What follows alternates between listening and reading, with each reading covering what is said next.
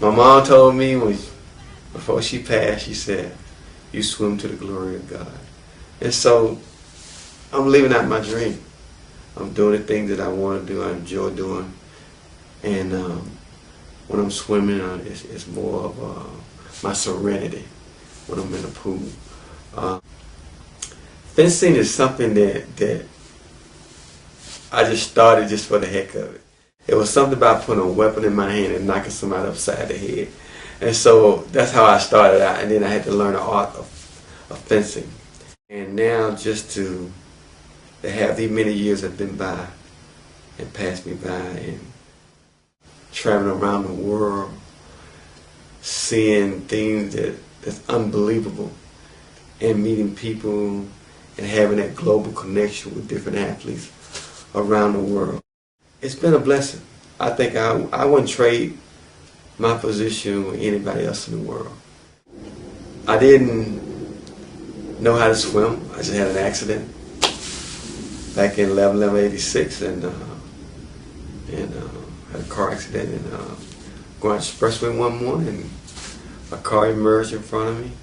I jammed the brake, the car hydroplaned, slammed into the guardrail, blinked out.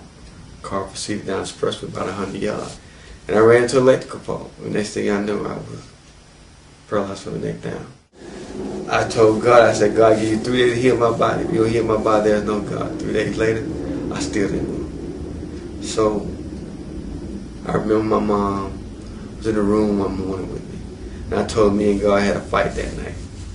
And I told her what I told God. And she grabbed her pocketbook and walked out of the room. I said, "Mom, where you going?" She said, "You better repent and repent quickly." And I found out later she stopped down to the nearest restaurant and prayed for me. So I repent that night. And once I repent, like a heavy burden lifted off my shoulder. It's all about what He want to do through me. And even though we are doing this for the being inducted in the Hall of Fame, but my career will always continue, no matter what. I'll always be swimming to the day I die. I've done in the swim world. I mean, to be the first African American to win gold medal in swimming. Sydney was probably was my ultimate best year. Was setting 5 world records in 2 days span. And when they put the gold medal around my neck, and I heard the national anthem, the flag was going up, and they were playing the national anthem,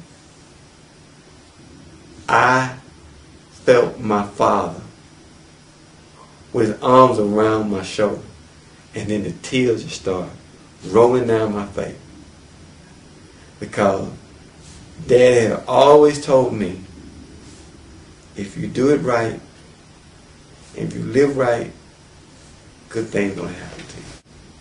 And that was fulfillment. That knowing that, you know, he always told me to set goals. And my dad, he was kind of disciplinary that way. He say something, you better do it. If you don't do it, you're gonna get a whooping.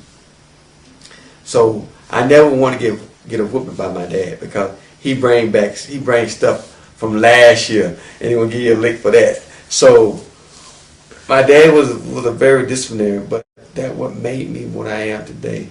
And maybe in those things that he has instilled inside of me is the same thing that I try to give up.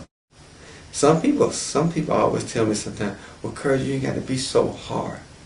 Well, that's just the way I am. I'm feeling great about what I'm doing, because when you love to do something, the best can still come out of it. So I'm learning how to just enjoy it. And along this journey, it's just to inspire other people.